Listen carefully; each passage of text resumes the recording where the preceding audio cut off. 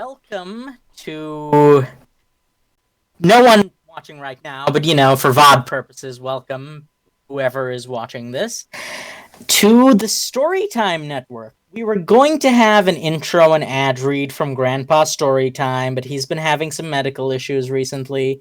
On the plus side, not COVID. On the minus side, it is a Rislathian liver parasite, so he will have to make a pilgrimage to the infernal plane. So he'll be back in like a week or so. In the meantime, welcome to the Paradox Hour, a podcast where me, Fuzzy, Captain Jack, Millington, and Gen, and Logstar are going to talk about the Codex Alera for about 3 hours. For more than an hour. At least more than an hour. 3 hours. At least more than an hour. And in general, we will be having a rotating cast of hosts talking about everything from anime and manga to the idea of time travel and theoretical physics in media.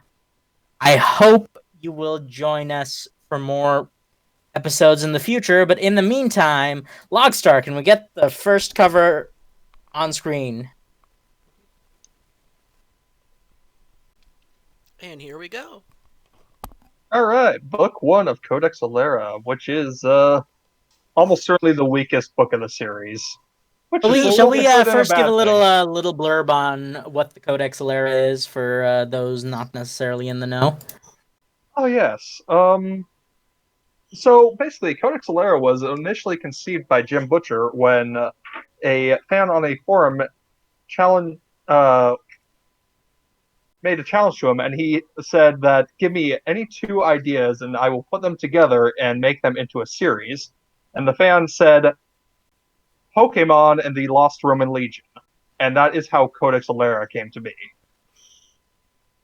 So it is a fantasy series about what happened to the Lost Roman Legion and how they got their descendants in a land where every single individual can control at least one kind of 6 elements of nature spirits called Furies, except for one person, the protagonist, Tavi, who cannot control any Furies at all.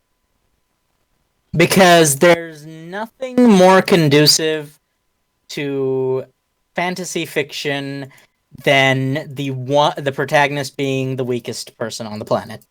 Seriously, that is like, at this point... Who doesn't love an underdog? At this point, it is more of a subversion for the protagonist to start out strong. Yeah.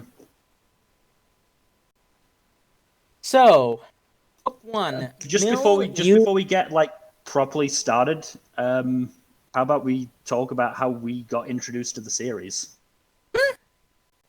Let's go around the table. Mill, why don't you start and we'll go clockwise.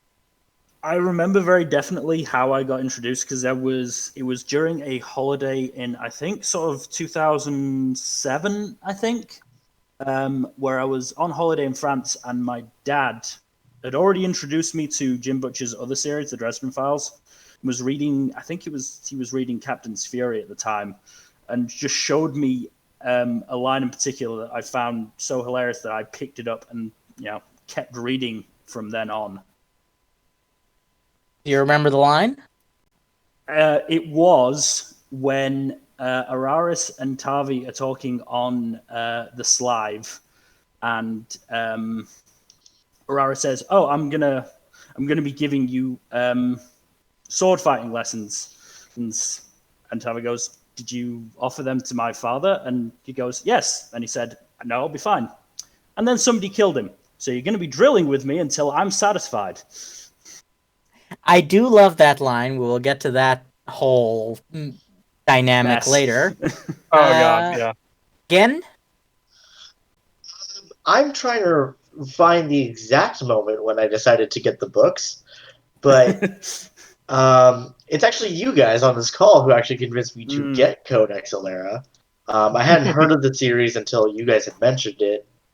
And part of the reason why I had started reading is because I had gone through a number of fantasy series. I was hungry for something else.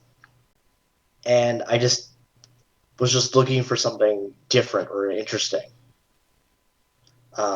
And for me, like the moment when I was like, okay, this is actually pretty interesting, was really like the idea of the magic system in the world, and like being introduced to the idea of the theories and the nature shamanism, and seeing how that progressed throughout the series was actually very fun to watch. I mean, well, to read, and then also like good strong female characters, strong character plotting.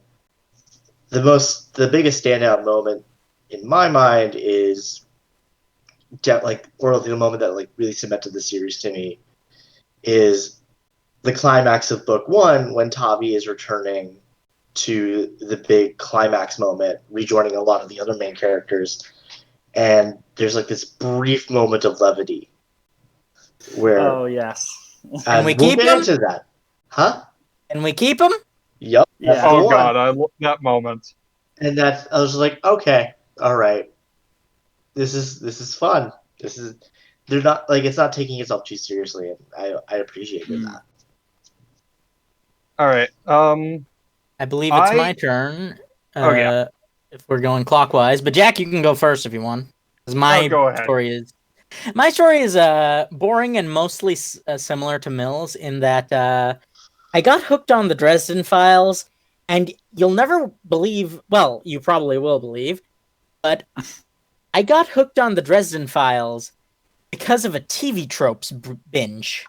Because Dresden Files appear disproportionately often. I believe there's even like there's a trope on TV tropes referencing the idea of a series that has a disproportionate amount of entries on TV tropes. Trope. And I was in a TV tropes phase of my life. It was a long time ago, actually. It was like somewhere around 2014, 2013. And I was like, huh, these sound interesting just from the TV trope. So I got Stormfront, and then 3 days later, I had read Skin Game, and I was like, wait, that's it? What? No. So I took it upon myself to see if there was more of that, or where that came from, and I saw that he had another series, a complete series. And then I started reading Codex Alera, and I realized that it's better shonen anime than every single shonen anime I was reading at the time. I was an anime babby at the time, so my experiences with shonen was just the big three. So it wasn't a high bar, but still. I think It even kind of with all opened you've my watched, eyes it's to the probably high idea up there that... still. Well, yeah, One Piece, yes, but Nart and Lech are kind of, you know...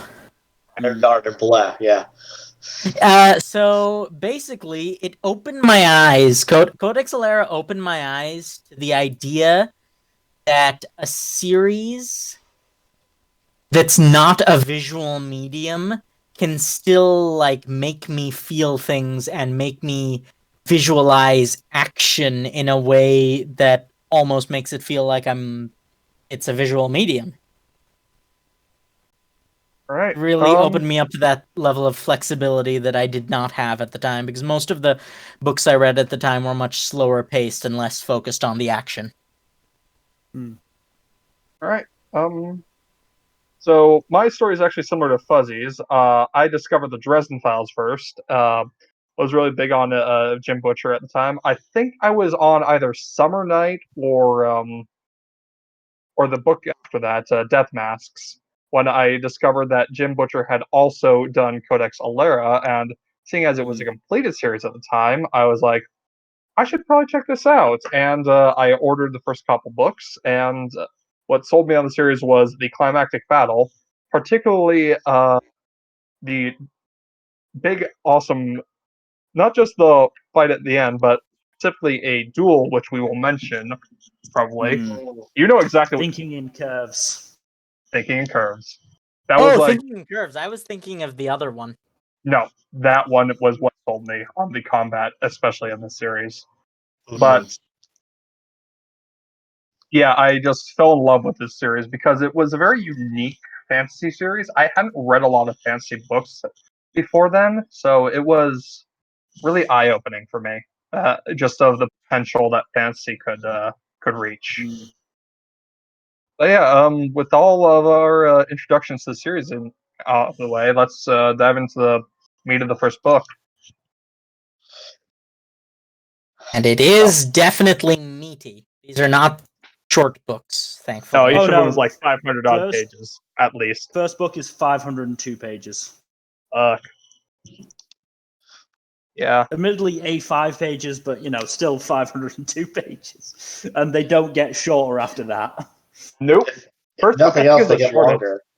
Yeah, I think the first book is the shortest one. Let's see.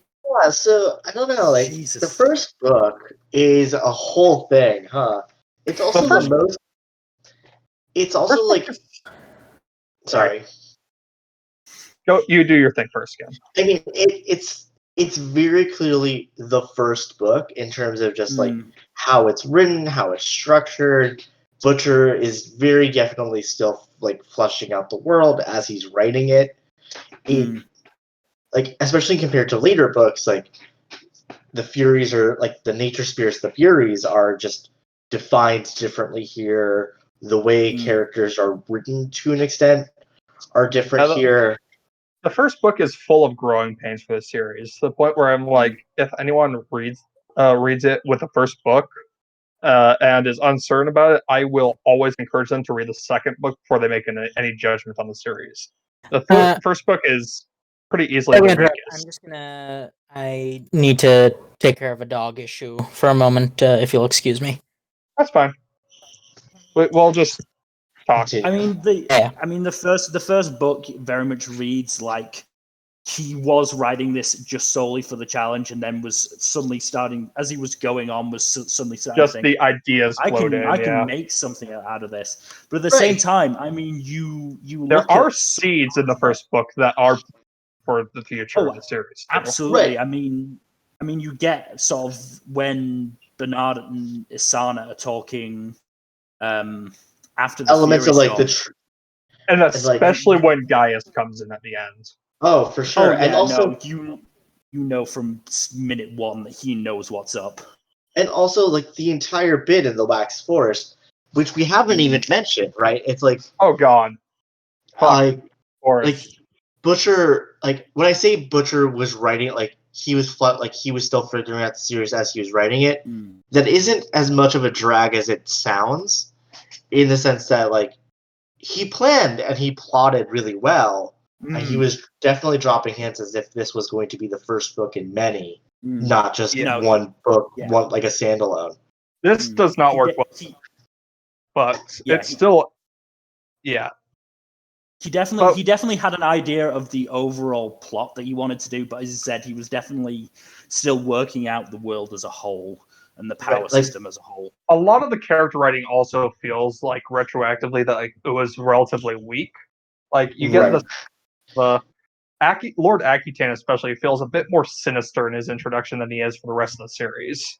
Like yeah, no, for sure. So Lord Aquitaine is what many would consider the primary like man behind the man for the majority of this book, and like the direct antagonist being the Corden Marat, Atzrak.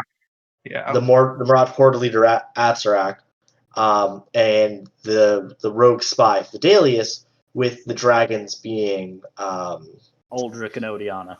or Aldrich and Odiana, correct? Yeah, and Cord. Cord is a tertiary antagonist. But damn, is he a fucking good antagonist in terms of he is so Cord- easy to hate. Cord is a hate sink. Cord is a hate He sink, very I much think. is, yes. So I don't think he works great as an antagonist compared to like Fidelius and Atzrak. He's much more effective hate sink than an actual antagonist for the main narrative. yeah, I agree with that, and part of that comes out in the fact that he, as you mentioned, Mill, he is a tertiary antagonist. Like, and so because his story is so dark. Oh god. Compared to every other antagonist. I gotta say, like, everything about his story is part of the reason I have never reread these books, because And that's fair. particularly the scene with him, Isana, and Odiano is just incredibly hard to get through. I will admit, Absolutely when I did my reread, I skipped those parts because I just couldn't get through it. But it's That very is the much hardest scene in the series to stomach for me, I think. Mm. It's just so awful. Yeah. So, But it's very much there's a sort of not monologue or speech, but a bit of dialogue in book one from Bernard, who says about there being two kinds of bad men in the world. One is like Fidelius, who are trying to kill to protect something. The other is just people who don't give a shit about anyone else, and that is Cord. And I think that's possibly what Butcher was trying to get across. The two types of bad people, Cord, right, Fidelius, and Azrak in the middle. And for context, in story, in universe, Cord is a slaver. He has enslaved people. He has enslaved men, women, children, mostly women. He's a rapist, which is to the point where the story, like the crux of the story, like the starting bit of the story, happens because one of his sons falls in love, like has a romantic tryst with another female character, another minor female character, and everyone in the valley assumes that a rape has occurred. That is the legacy of this character in the universe. And so, Cord is one of the hardest antagonists for me to get through. But I think because he's a tertiary antagonist and not the primary, he is a weaker character because we get a primary antagonist who is essentially Cord in later books. Yeah, Kalaris. And that works so much better because Kalaris has depth that Cord lacks. Right, and I 100% believe is that it's because Kalaris is a primary antagonist rather than a tertiary one. Just feels like Word was tacked on to make the universe darker. And the thing about that is there's just a tonal whiplash, right? Because the tone, the overall, it's not a grimdark series. It covers dark things, but it's not even close to grimdark. Except it opens the very first book with Cord being fully grimdark. Cord is, in my opinion, the weakest of the antagonists in the series. For sure. Yeah, and that's including the minor asshole book 6. Oh god. Which one? There's like 6 minor assholes in book 6. The senator asshole. Oh, that guy. The Arnos knockoff. Valerius, I think. Whatever. Doesn't matter. Arnos Light. We'll call him Arnos Light. Yeah, it doesn't matter. But Cord is still a worse antagonist because he lacks the character depth to make a character like Cord work. Yeah. No. He just isn't he's vile, but he's not vile in a way that's entertaining. It's just disgusting. But there's so much else in the series that works so well. In fact, we get introductions to the Marat tribes, which are all very interesting and we get Kai and Daroga are probably some of my favorite characters in fiction. For sure. And they're introduced here in just such a great fashion. And so, again, as context, the Marat clans are a group of tribal war, they're a group of tribal clans that have totem animals that they bond with, and they have been antagonistic with the humans. Oh, and fun thing is Kitai is undergoing a trial in which the Marat bond with their totem animal, and winds up bound to Tavi. It's not that she's undergoing a human clansman. It's more No, of a coming of age ceremony. Yeah, it's a coming of age trial. The point of her coming of age trial is that she doesn't want to be, bond with a giant She doesn't want to be a megatherium virgin. for some reason, and instead wants to bond with us. She's a horse girl, right? That Kitai's biggest flaw is she's a horse girl. Oh yeah, it's a repeated running gag throughout the series that she wanted a horse instead of Tommy for wanted a her horse, bond Alera. feature. I mean, there's a hilarious bit, and I think it's book 5 where she says to Tavi, "You made a wonderful stalking cow," and Tavi's like, "Don't you mean stalking horse? Why would somebody waste a horse on something like this?" We're gonna love Katai. She's so great. But like, we have Cheers. introductions of such good characters in this show, in this book. Yep. With Also with have Katai. introductions to some. Please Characters. no. So we have like Odiana, which is who is a character dealing with PTSD and trauma. The problem, Odiana is. Should we get to Odiana now? Because Odiana is a whole can of worms. Odiana is a character that I think needed more space than she got. Yeah, Odiana feels a bit wasted, particularly in the latter half of the series. Odiana is a character you do not do unless you know you can do it well. Yes. Her, She's like, the kind of character who's been broken by her experiences and kind of lost her marbles pretty severely. Mm. And yeah. She comes into what I think is the biggest flaw of Codex Alera, is that it just feels rushed in places. like, Yeah. he doesn't have like Butcher for the good that this series does. He rushes through the bits that need a lot more space, and part of that is the slavery. Like, he glosses over a lot of the slavery. Yeah, and that's just not to the series' detriment. And like, not just the slavery bit, which is horrific, but also like there's elements of sexism and sexual assault that like he just glosses over. Partially because the story is focused on other things. But it basically comes down to, if you're going to gloss over them anyway because the story is focused on other things, just make mention of them and move on. Don't go into detail. Do not have an entire chapter that is one of the main characters watching another character undergo horrible, brutal sexual assault repeatedly. Right, and like, this is the thing that only happens in book 1.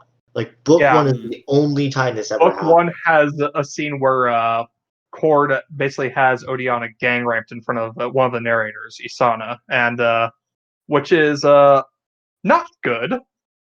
In any way, shape, or form. And even more than just how not good it is, it also feels gratuitous. It's almost, it leans towards fetish.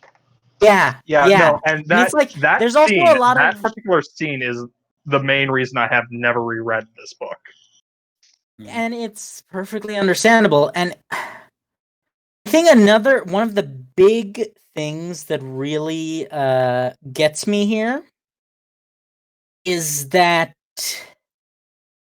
the scene, not only does it not really add anything of value to the series, in the sense that it never gets brought up again.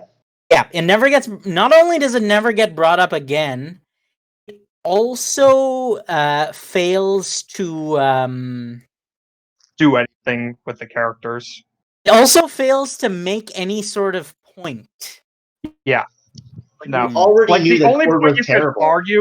The only point you could argue really is that it shows just how broken Odiana already was, but we already have scenes that do that. And also it's a horrible thing to say, but it's also kind of odd that nothing physical happened to Asana in that scene. It's almost like Odiana was there as a disposable character to take the bullet.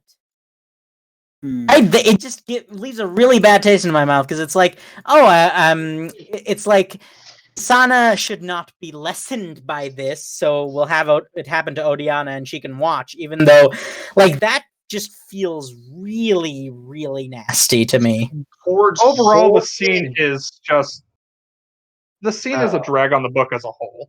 right, and like I don't really feel like we should linger on this, but like the point. Let's talk about good stuff in the book now, because Right. we've criticized it a lot.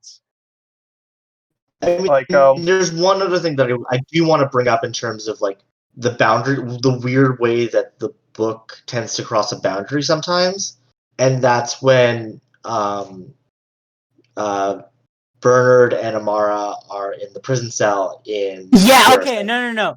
I yeah. would like to devote maybe we should do some good stuff here because I don't know if you know how I feel about I know, I get it, Amara? Fuzzy, but like I just want to make sure that I say this here when we're talking in conjunction to the boundary crossings. I'm just gonna. Okay, Is yep.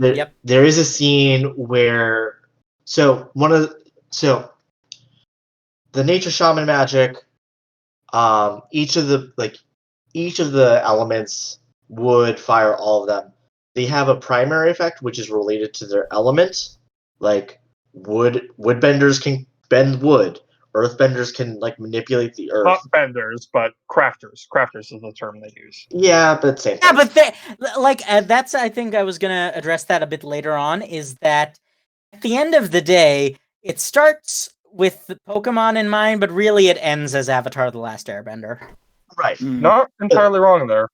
But the point is that they have the primary effect of controlling the element of which they're coming from, but they have a secondary, like almost emotional or mental effect, or some kind of other effect. Like Yeah. water water's crafters- empathic.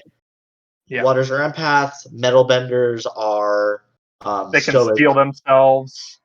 Woodbenders are capable archers and can hide themselves within foliage. Earthcrafters have two secondary effects. They can increase their strength, and they can make people horny. And Yep, and I'm sure there's some people who already know where we're going with Oh this. yeah, I'm just gonna cut in. Time checks around 17 for book 1 so far, so just you know. Yep. We're almost done with this bit, bro. So like the thing is, right, is like Bernard and Amara are in a prison cell together, and Amara at one point, like, they have a kiss, but Amara realizes that she has been earthcrafted. And that is a moment where I'm like, that, and Bernard immediately blames it on his Fury. To be fair, the Furies in this book, in this specific book, are somewhat sentient, separate from the user. But even then, it still feels like a very flimsy excuse to like, say that Bernard essentially laced Amara with an aphrodisiac. he drugged her. Yeah, and he didn't really do it on purpose. Is the weird thing. Also, note that gets he did not retconned in later books. apologize for it. He actually said, "Yeah, but you wanted it anyway." Right, and so like, that is a moment that, like, all of it hurts together. the book. Furies of Calderon has a big content warning of sexual assault and date rape. But there's a lot of good in this book too. I want to make that clear. Let's talk about Fidelius as a character, because Fidelius is just so fucking amazing. But his introduction to this book is just really fucking solid. Like what is it? Fidelius is introduced he's introduced alongside Amara faking being killed, and then he reveals his true colors. It's like, oh yeah, you caught on. I'm actually a defector. Basically, Fidelius is almost not the head spy, but certainly a very key spy to the First Lord Gaia Sextus, and is Amara's teacher. And on her basically graduation exercise, he does betray. He crosses her, yeah. Well, he betrays Sextus there and hopes that Amara will join him. Which is when why she doesn't, when he doesn't, he is like, well, not a lot we can do for you now. But Amara has already. So she knows too much at this point. Yeah, but all of the elements basically have their opposition fire is water, air, which What is is Amara's metal? element, is earth. Yeah, earth. Yeah, So and she's basically Amara is an buried up. aircrafter. Yeah, and she's buried up to her armpits, and in a moment of awesomeness, she grabs hold of Fidelius's boot to try and convince him back to the good side, knowing that it won't work because Fidelius is a very Fidelius is Fidelius. What she does with that is she takes the knife out of his boot that he doesn't know she knows about, and then uses it to dig herself free. Yep. Which is, and okay, so I'm gonna say something that may not be popular. That is more or less one of the only things Mara does in the series that passes the sexism test, if you know what I'm saying, because a lot of Amara's actions revolve around men. I'll go into detail on this further. Just say some more good stuff first, so I don't bog it down. But I have a lot of things to say about Amara. Yeah, I really don't agree with a lot of your takes on Amara, to be honest. But that's a conversation. Yeah, that's because I'm probably going to be able to explain it more easily. We can do this more at later books. Yeah. We should. Yeah. I will admit. Another good scene. Well, finish with the Fidelius scene. I want to mention for me, the standout Fidelius scene is when he goes to. So when he goes to meet with the other main antagonist of the book, Atzerak, for the first time. Yeah. And we get to there's the Marauder having a feast in preparation for the oncoming attack on the Alerans, which are the humans. They're eating. They started it early. They attacked a steadhold, which is basically a farm, early before they were going to attack basically the main fortress in the area, garrison. Right, and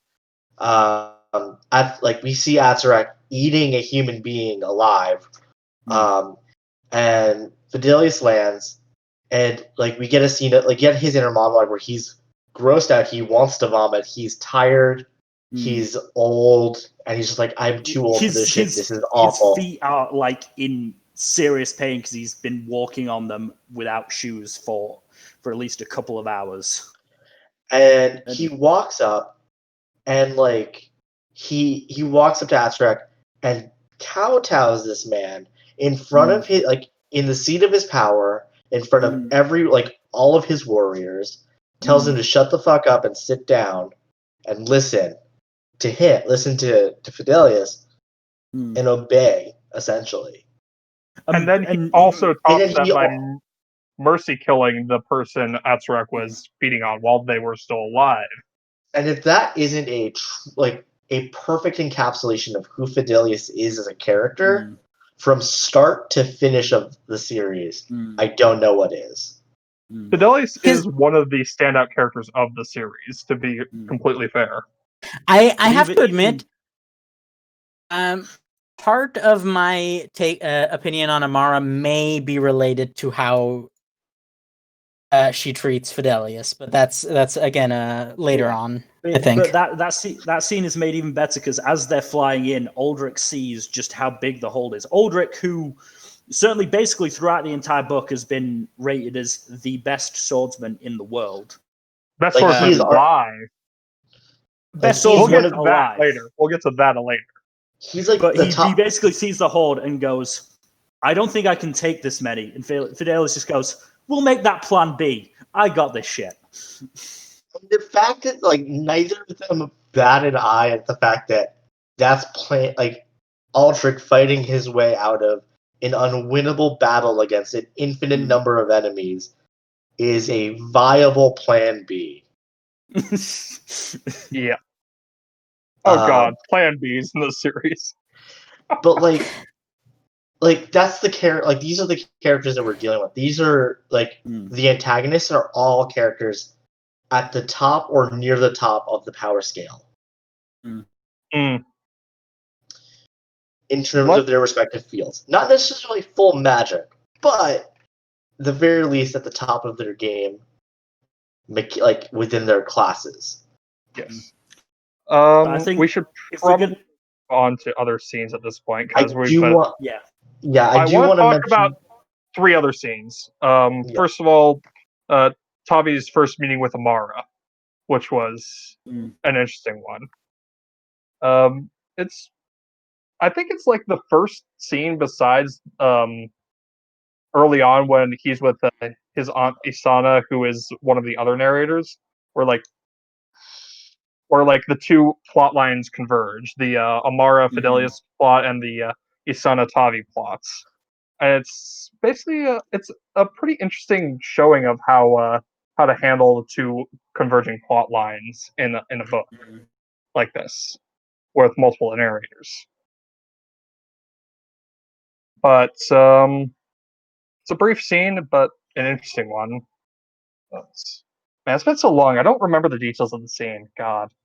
It's basically, Talvi is fleeing from Atsarak after coming across him with his uncle who got hurt, and in the middle of a fury storm, which is basically it's a thunderstorm with air furies mixed in, called wind mains, who as was Shred shown you. in the book will shred you and strip you of skin within like seconds.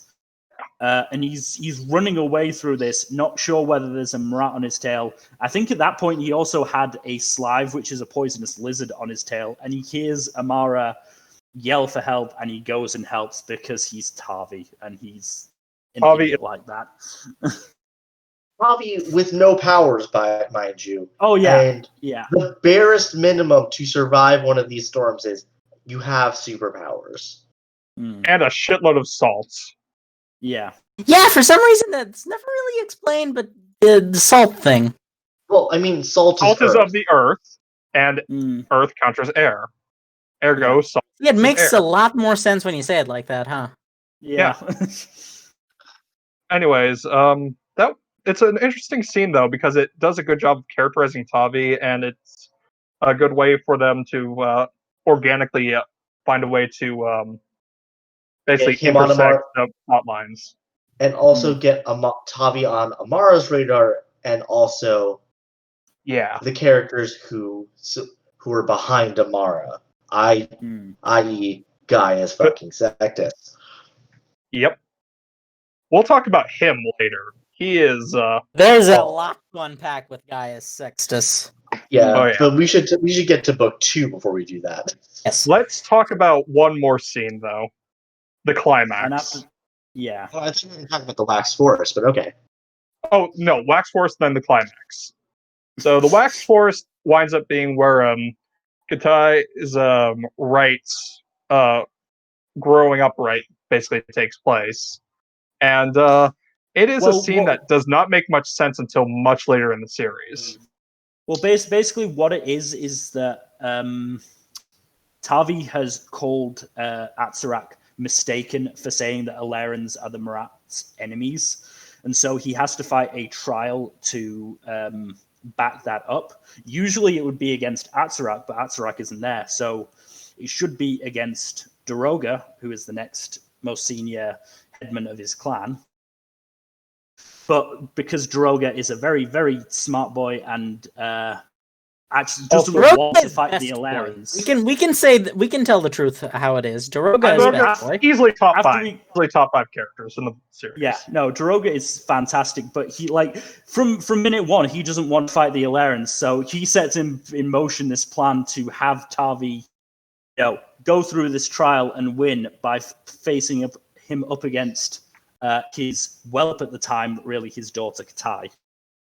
Oh, yeah, that's interesting about. First of all, for anyone who's wondering, for context on the Marat, they're half-elf rangers. They're an entire species of half-elf rangers who eat their enemies for their strength. Yes, they are. No, they're wood elves. They're wood elves. Close enough. But anyways, wood elves are traditionally cannibals. So. Yeah. Anyways, right, there's that aspect. He basically pits Katai and Tavi up against each other, and Tavi ultimately wins.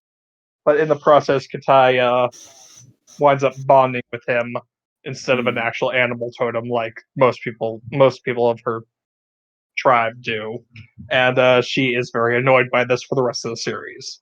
Real quick, how much of that was played by Daroga, do you think? I have Probably no most fucking of it. clue. I don't think he planned the bonding, but he certainly planned like I would not gaining put it some past him sort to of plan the connection. bonding for one simple reason. He did not seem at all surprised that this was a thing that could happen. To be fair, I mean, obviously they know what goes through the bonding, and I think it's sort of a. I think the Marat going through it has to have some basically certain types of feelings for the, For whatever person they're thing bonding with. yeah, and the fact that Tavi impressed Katai with his ingenuity in the forest, didn't back down to Katai, and then risked his life to save Katai. Giving up his own victory. Risked the lives of his people by giving her his magic mushroom, basically. Like he gave up the win, like a clean win for her. Yeah. Like I think that's why he's not surprised. Like, yeah, this is what happens when you bond. This is the sort of feelings that I still think is engendered by. it was not outside of the realm of possibility that Daroga planned it. Anyways, we should talk about the climax because yes, the climax is fantastic. Holy shit! It's so good. Like, but there's an element of the book series of the book so far we didn't mention. The quote unquote slave on the one slave on Bernard's farm, Fade, who seems to be a very slow fellow who Bernard took in out of charity rather than any actual urge took to in as a favor to Asana. Asana asked him to, which is to buy what him. comes into play later. Yeah. Which is, considering her whole treatment of Odiana, gets a little, Anyways. To be fair, it is established that is out of character for Asana and that she normally has a distaste for slavery, and as a result, it's very weird for her. It's established that it's weird for her to want to slave because he's the only slave on their household. On it. Yeah. Anyways, so we mentioned the moment where Tavi comes in with Daroga and the rest and a bunch of Marat in tow, which is awesome scene, by the way. But let's just give the context to that. Let's just give the context to that. So okay, good for that. Rides in on a Megatherium. Yeah. No, in the chapters before that, Atsarak. Atsarak's clan, which is the Herdbane clan, which is like fucking 8-foot vulture. Terror birds. It's terror birds. They're terror birds. Yeah. And the Wolf clan have been attacking Garrison, which is like basically the military garrison edge of Alerian territory. The only fortress between Alera and Marat territory. And it basically, with the help of Fidelius and Aldrich's, Knight Company, basically had the garrison on the last legs, and then they see two more hordes basically coming in, and they're going, "Oh God, no!" And then Daroga does his fucking Kool-Aid man moment and smashes through the wall. Auntie Sona, can I keep him? Which at that point, the wall had been thickened as well, and like. Oh yeah, no. So these are not just Megatheriums. So Megatheriums are an ancestor of sloths, and they are because they're extinct now. Absolute units. Mm-hmm. I'll be honest. I just sort of imagine Walker as Arpa, something along those lines. But just now, that sort of size in this world, they're basically magic as well. They have that going for them, so they're even stronger and faster and more intelligent because they get intelligence through the Wood Elf bond. Right. They get half sentience. Yes. I believe Walker would take issue with the half part, but Walker takes issue with a lot of things that the humans say, which is one of the best. Regardless, I want to talk about the duel, man. Come on, let me talk about the fucking duel. Okay, talk about the duel. Okay, Which one? So, Perellis versus Aldrich or Atzerak versus Daroga? those two are good, but you know what I'm talking about, Mel. Don't. Yeah. Aldrich versus. That we talk one, about right? Oh. Fade. We talk about Fade, and it turns out Aldrich has been So boasting about the whole book that he Yeah. has been the only person who has ever bested him in a duel was Araris Valerian, Valerian. Yeah. the best swordsman in the series, who supposedly died along with the Princeps Septimus, Died in the who, like by a the decade way, and a half ago. died to the last time that the Marat horde attacked Garrison. Yes. Yeah. Anyways, everyone thinks Araris has been dead for 15 years at this point. So then Fade steps up between Tavi and Aldrich does his usual boast about how the only person who's ever bested him is Araris Valerian. And it fucking turns out that Fade is Araris, and he Even wrecks better, Aldrich's shit. In the first clash, like Aldrich has this scar on his cheek, and in the first clash, Araris cuts it open, and you just like Intentionally, That's the mind same you. scar that Araris gave him. However long ago they fought, and Aldrich's face just goes white because he's like, "No, this can't be happening." Oh no! Just goes in full panic mode, and while Araris has some difficulty, he eventually just cuts Aldrich's foothold out from under him. And we get the awesome line, "I thought in curves." Aldrich's always Rarely, like, no, I thought in the curves. line was, Aldrich always thinks in line, so I thought in curves. He says after he collapses a building on him, essentially. Yeah. No, and it's a fucking awesome duel, and that was the duel that sold me on the series. This is actually later reference in the series where one of the things that during their training, Araris always ends up emphasizing is this idea that the most important thing is footwork. Guess who forgot about footwork? Mm-hmm. Yep. To be fair, Aldrich had a very trying day. He had another duel that day, and it was a lot.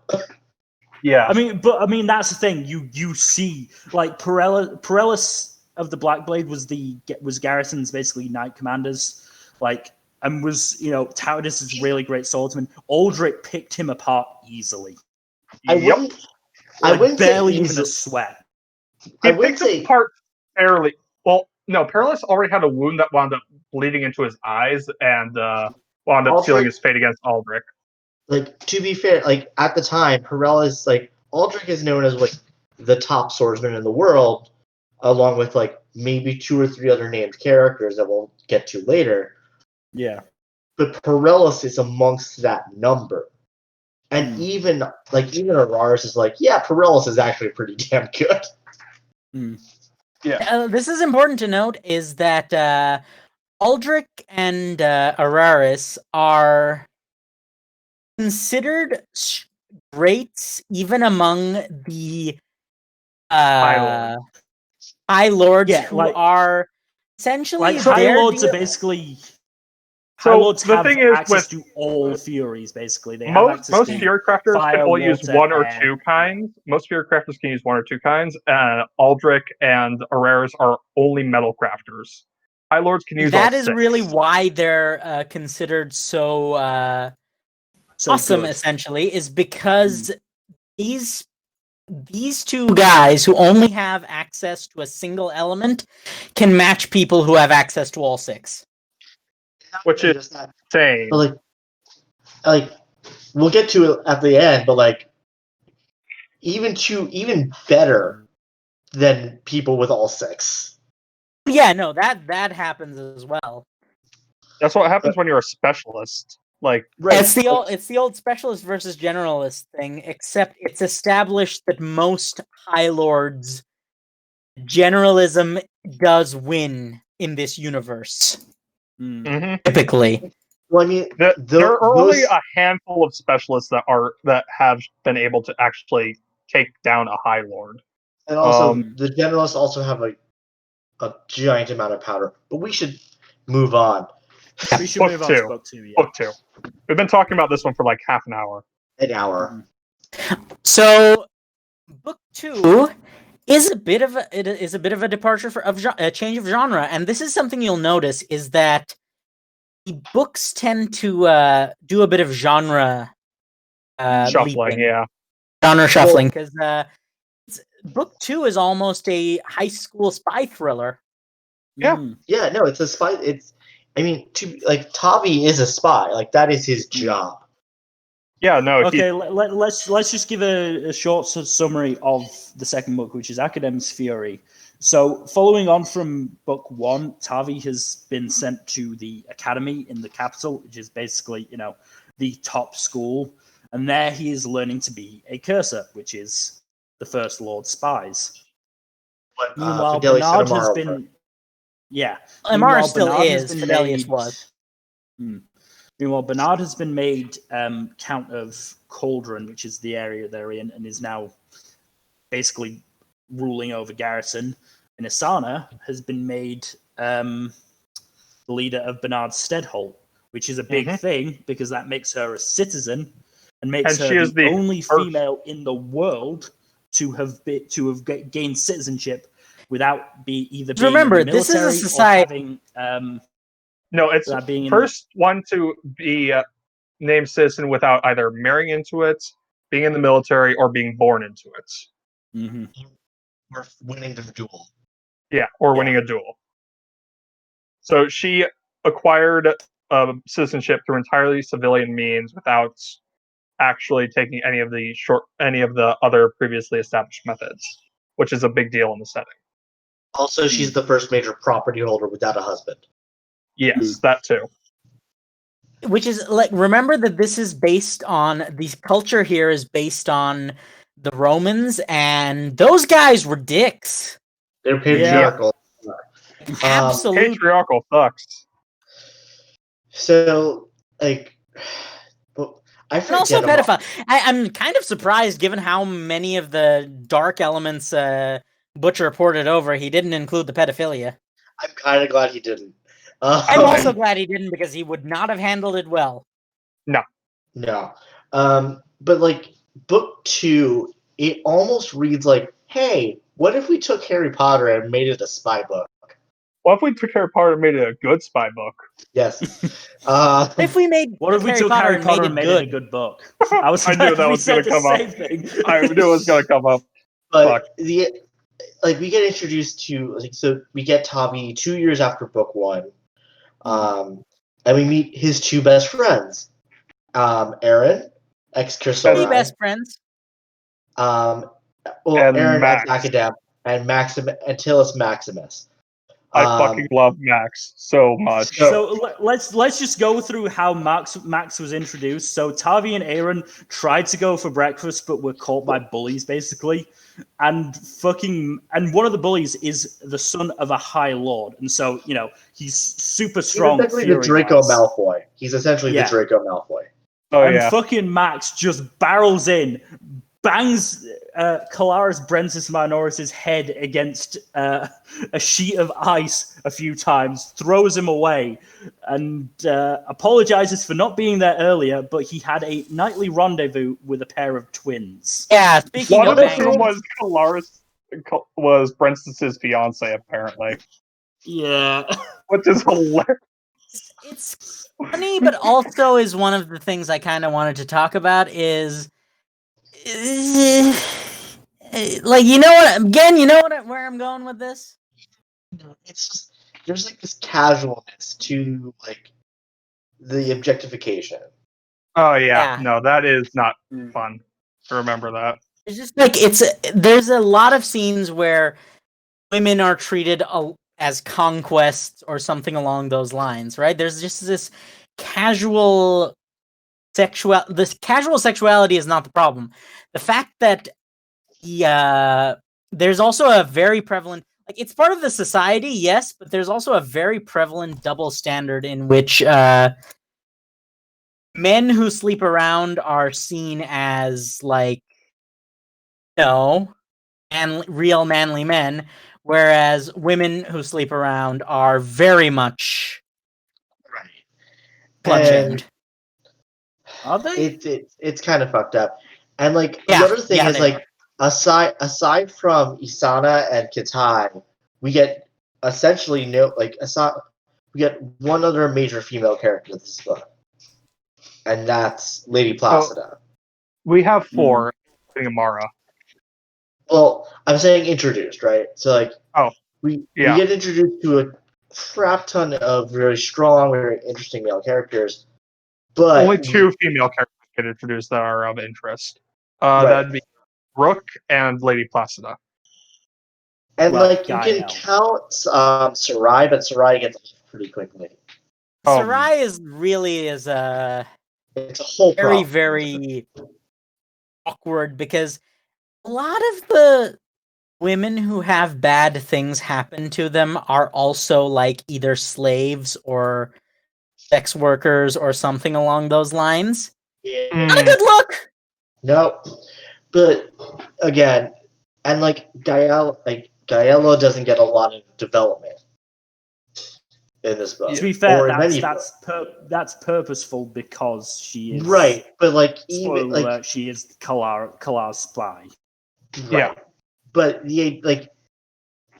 it's almost how to describe it. It's like it's yes, it's on purpose, but because of the way the rest of the books end up going. Yeah. The same thing happens with Lady Placida, where yes, fantastic character, love seeing her on screen. She's amazing in book 5 and 6. Fucking love her. But when we don't get a lot out of her, and she's at best a name drop in book 3 and 4, and like a minor, like essentially the big good in this book, it doesn't do well, you know? Yeah.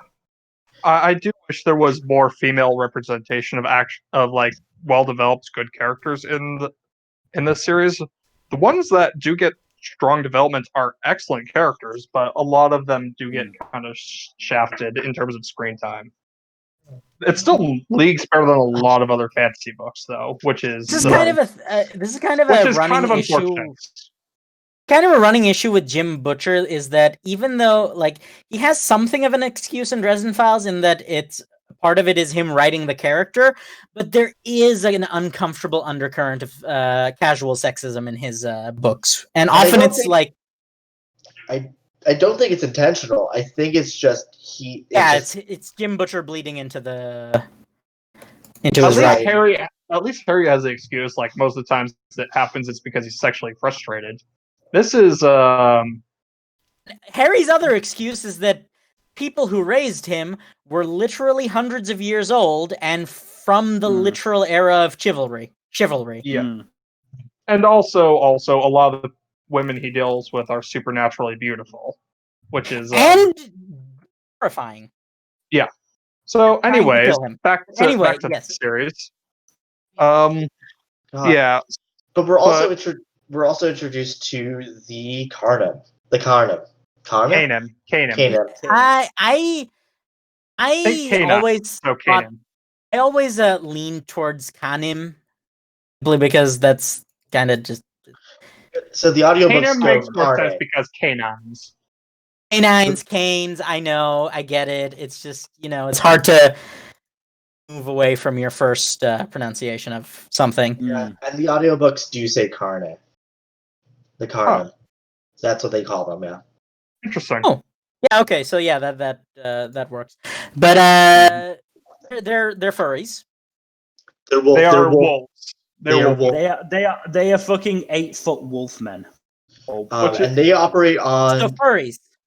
They operate on warrior logic. Mm-hmm. Yes. Well, not strictly warrior logic, intelligent warrior logic. And they have a very strict warrior-based caste system where you have warriors, spies, and thieves, mages, doctors, mystics, and like everyone else.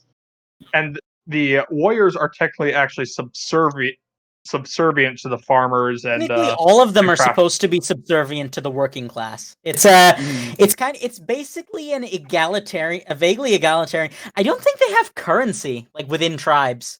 they don't. Never really to my established, knowledge. but they don't actually. I mean, to be fair, when we get to meet their society, Yeah, their society has crumbled, yes, but it is a full societal collapse. So I don't think that's that spoilers for later, though. whenever trade is brought up, it's always in the context of bartering. So it's like Yeah. can be assumed that it's an egalitarian society where the providers are considered the true heroes. they're the shit in Stormlight. But Anyways, Getting into the meat of this book, basically, spy shit is happening. Tavi and Kitai in the last book woke up something called the Vord, which are basically the Zerg. Yeah, They are the Zerg. this is the book you realize that Jim Butcher actually snuck in a sci-fi story in your fantasy book. Fuck you. Yeah. Yep.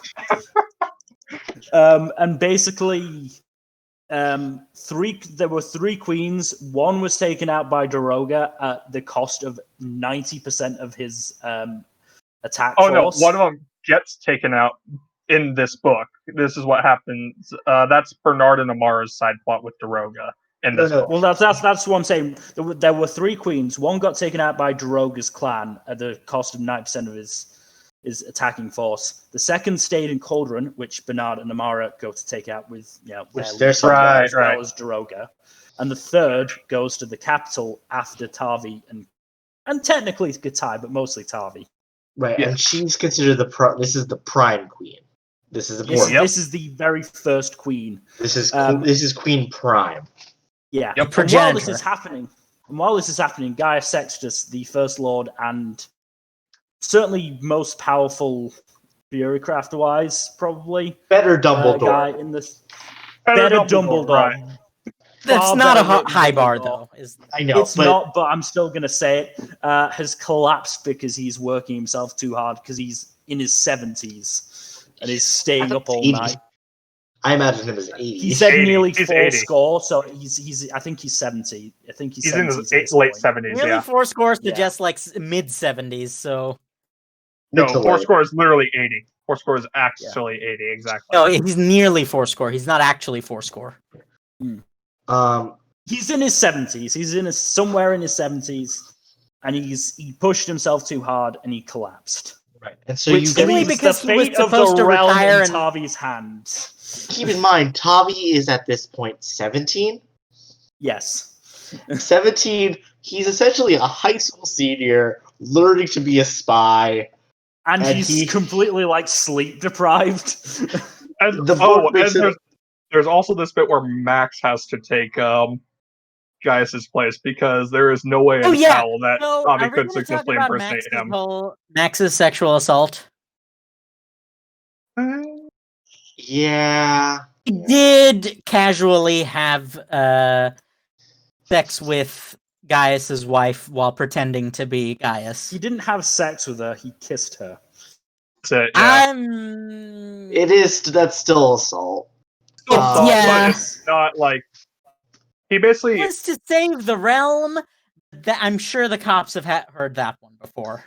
it Right. was not a good look, to be honest. No. Fortunately, there's a Max lot of goes on little- to do a lot of. Max doesn't do anything remotely similar to that again. Max And, is usually very respectful of women. It's just that he sleeps actually around.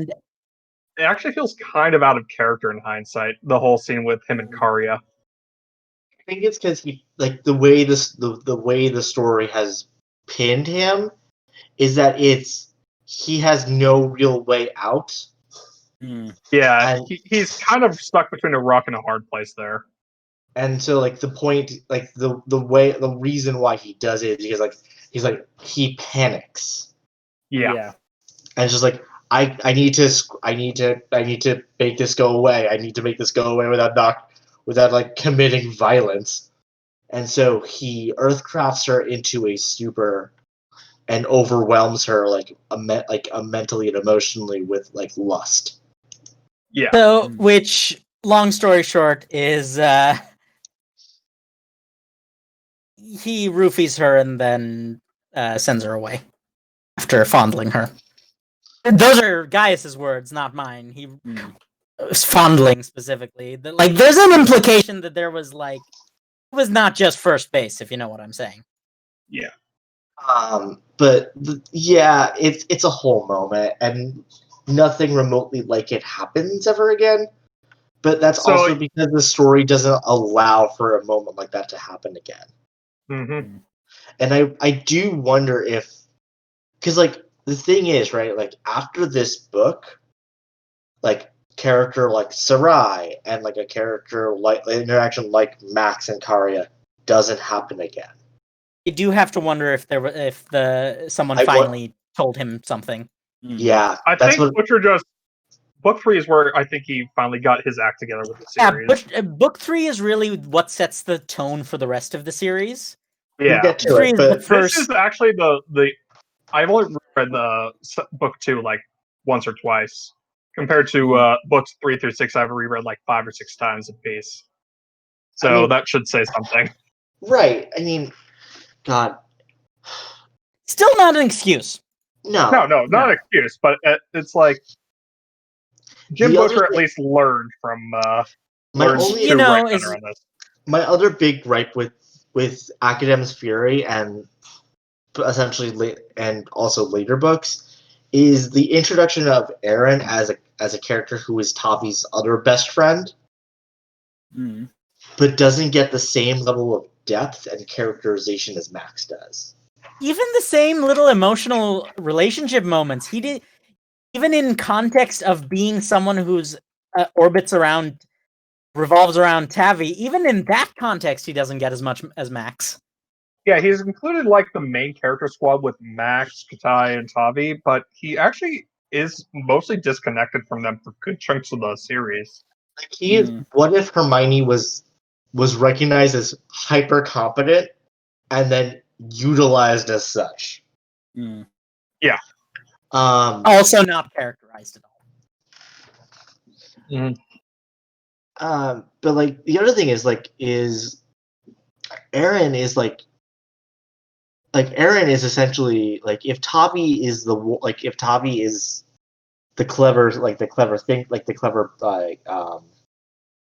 clever one, Eren is the spy. Like he is the spy. Well, no. Tavi has maxed out his whiz and charisma, and Eren has maxed out int. Yes, that sounds about right. With his dex, dex is a secondary high. Does throw knives very well. Yes. I mean, there is a scene later in the book where somebody literally identifies him as a cursor based on how many knives he has strapped to him. My God, that scene was great. The other line is he should be setting off every metal crafter within a mile radius because of how much knife he has. But that's the thing. He's literally under 5.5 feet, and they just look at him as just this sort of little guy with weak fury, so they don't see it coming from him. Eren is probably so overall it's Daroga who is just the best. Daroga, Katai, Max, and Eren are my favorite 4 characters, and Eren just doesn't get the same love the other 3 do. Yeah, Eren needs more love. He needs more appreciation. He's great.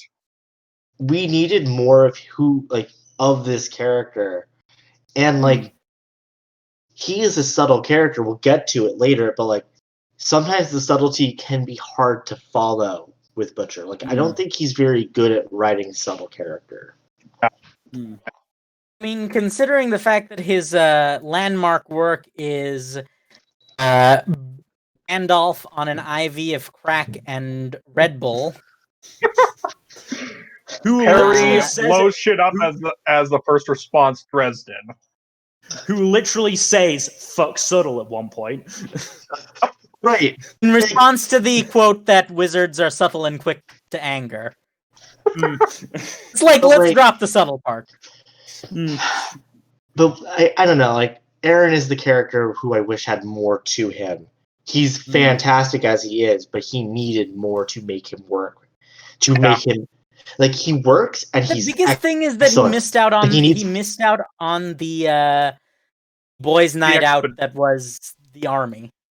he missed on a good chunk of book 3 is the Yeah. problem, But we and meet that's him. where a lot of Tavi's character development came from.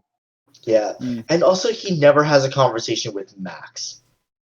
No, He I think he does once or twice. Not alone. Yeah, he's actually Ah. had more solo interaction with Katai than he has with Max. Shit, you're right. Yeah. Mm-hmm. Which I do like their dynamic, because it's like him and Katai have a very good dynamic because it reads very sibling-like to match his own sibling dynamic with With Tavi. Abby. Like It- it almost it's feels like- like It feels they like both see each other as the little sibling that are exasperated with trying to deal with the other, and it's actually really cute. It feels like they're best siblings, and Tavi is Aaron's best friend who Katai is dating, basically. It does feel like that sometimes, right? He does. I don't know. It was probably entirely accidental. Let's be real, but it is a nice little touch. Mm-hmm. And like also just like the way, like their banter is just mwah. It's great, and it gets established in this book when Katai turns out to be a thief who was loose in the capital for months on Katai end. becomes Catwoman. Yeah, Mm-hmm. it becomes Catwoman for a hot minute, and it's great. Tavi is I sometimes wonder if Butcher had some sort of bingo card. Tavi is Batman, and Katai is Catwoman. Works. And so like the primary, like as it said, like the primary plot of this book is company uncovering this this weird conspiracy by the Four to essentially consume everything in Alera. And they're doing it with the help We need to of talk the about Karnan. And so the way Tavi uncovers this is he meets the Karnam ambassador, Varg, who is my heart. I love Varg so much. Varg is great. Understudy Sarl, on the other hand, is a piece of shit, and Sarl is the one aiding the board. What? So the thing is, like, the reason. Hello? Yeah. The reason we get this whole conflict in the first place is that there's a class struggle between Sarl, who is a wizard, and Varg, who is a warrior. So there's a class. We should mention the Kanem have a different magic system than the Alerans. Alerans use elemental stuff. Kanem use blood magic. Yeah, their wizards are called ritualists. Yes. Fuzzy Emil, you there?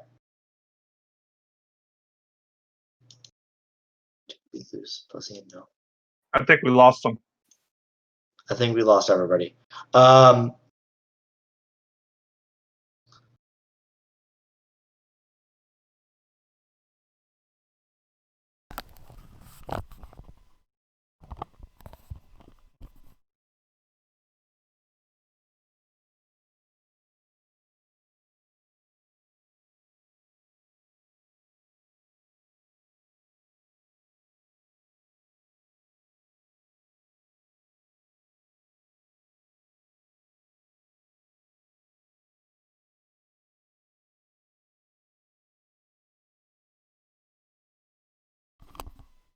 And also, Ararx's brother. Who was also Ararx's brother. Because he tried to duel Aldrich. There's a lot of additions to Miles. Yeah. So Tavi goes to get Miles to basically tell him what to do. Comes up the stairs, sees that Varg, he says that ceiling is 10 foot high and Varg can only just fit under it. While slouching. And Varg is basically just intimidating the shit out of a bunch of these guys are the last layer of protection for Gaius. So you know that they must be badass in some way, and Varg is scaring the shit out of them. Tavi comes in. Remember, the Varg is kind of like the specialist metal crafters in that he has no magic. He's just very strong, very fast, and very good at what he does. He's just a 9.5-foot wolf man. Oh, he is. But he's intimidating these soldiers. Tavi comes in, takes control, and just completely dismisses Varg, which pisses him off. Varg goes because in his eyes, especially considering how long the Khanim live, this is the equivalent of a literal toddler. Varg is that as of book 2, Varg is about 800 years old. 600, I believe he said. Same. He's been playing. No, at the start of book 3, he said he's been playing Ludus for 600 years. No. He said, I'm 100 as my kind reckons it, and 600 as your kind does. Let me check. We shouldn't spend time quibbling over Varg's age when we can just talk about how awesome he is. Yeah. So basically, he also knows the big secret. By the way, oh yes, of course. He figures it out right away. He figures it out immediately. So the big secret as revealed later in this book. Let's be real. That's probably the only reason Tavi lived past book 2. This is true. This is 100% true. Well, no. Let's just finish. Let's just finish his introduction scene. He throws one of the soldiers just bodily out of the way, armor and all. Goes for Tavi. And has his jaws open, and then Tavi just draws a dagger and holds it at Varg's throat. Just like, yeah, you can kill me, but you'd be dying as well, and that's not going to serve anyone. And you have bad breath. Tavi has serious balls. He did. Tavi is a fucking mad lad. And at this point, Tavi still does not have magic. No, he is furyless at this point. So, and he is like shitting himself because he's got the weight of the realm on his shoulders and a fucking 9-foot wolf man in his face. But as we have been saying, Varg figures out the big secret here, which is spoiler alert for the series.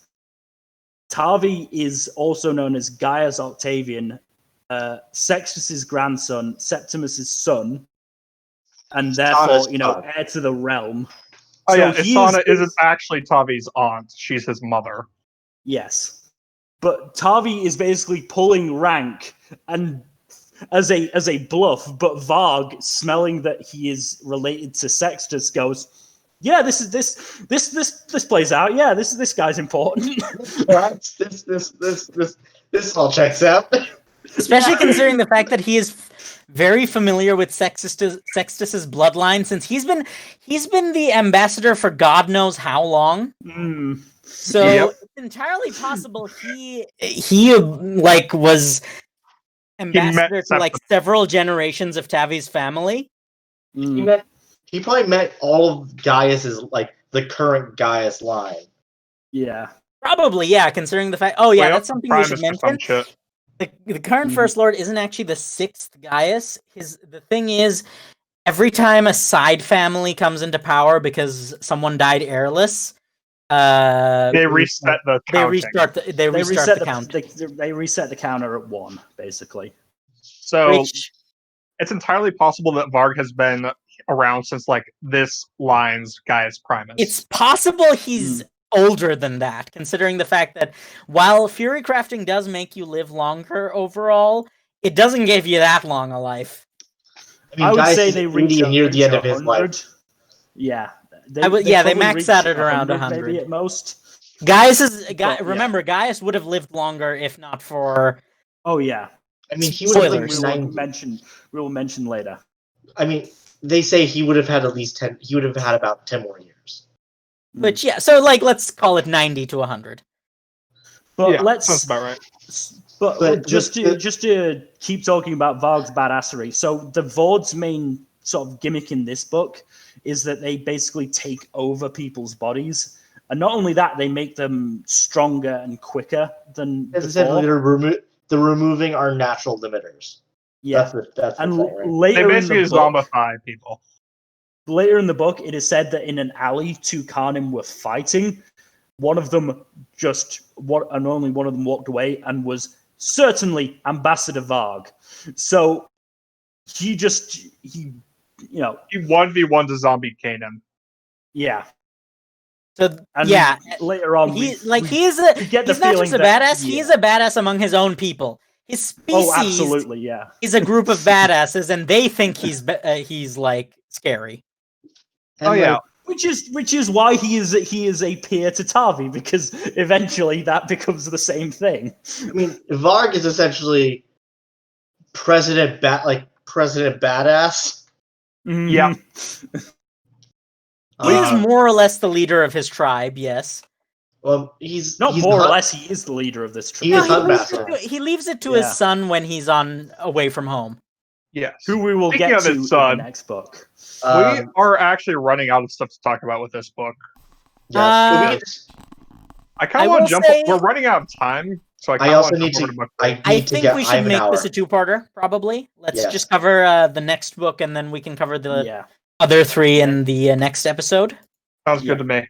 Logstar this also is- suggested this, so yeah, probably for the best. But I This think the a long climax discussion. of this book we should talk about. Which one? There's two. Well, let's talk about the three different stories. So Isana is trying to get to Gaius to get support sent to Bernard and Amara, but can't because obviously Sextus is collapsed, so nobody's seeing him. She gets attacked by assassins led or paid by Calaris, who is a sexist pig in the very including Fidelius, by the way. Well, Fidelius yeah. didn't attack her. He was following her. Yeah, but and Fidelius killed wasn't Fidelius killed the the one who killed assassins. Sarai? No. No, Fidelius is the one no, who killed no. Sarai. He was hunting the archer who did that. The archer shot Sarai and Isana, and then Fidelius shot the archer. Fidelius wasn't trying to hurt Isana Like or he doesn't. Sarai, in fact. Like he specifically says, "I had no quarrel with Sarai." Yeah. Okay, yeah, I may have. Oh, I think he So might blame himself for the death later on because he like. No, he does blame himself for not finding the guy quicker, but he realizes that at the end of the day, that's business. Like that's not the what business he they're in. could have done about it. He found him as fast as he could. Anyway, Fidelius picks up a shot Isana and takes her to Invidia Aquitaine, the wife of Aquitanus Attis, who was as Oh my we god, said we haven't before. talked about it. We haven't talked about. We haven't Nvidia talked yet. about the Aquitaines in general, and that's Holy shit! Let's talk about them then. So So- Nvidia actually, I Aquitaine. think that's better for later books because we only get a glimpse, really. Right, they don't take Basic- center stage until basically- book 3. Basically, Really? Also, it's for some I would say it's reason- established as early as book 1 that Nvidia is sort of the brains behind the Aquitaines' push Lady for the Macbeth. throne. She's Lady Macbeth. Yeah, Not she to is Lady say that. Macbeth. Not to say that Addis isn't an idiot. Oh no, he's not stupid. Like I he's. think brilliant. the most interesting thing is that the Aquitaines are very interesting in that they don't really love each other at all, No, No, they they don't. but don't. they are allies. They're allies of convenience, Mm. and the most important thing is that their end goals are different, Mm. Yes. right? Because we'll get into it Yes. a bit later, but Aquitaine, at his heart, is someone who wants what's best for Alera. He is basically a monster who fights monsters. Yes. He and Fidelius are very similar characters. Mm.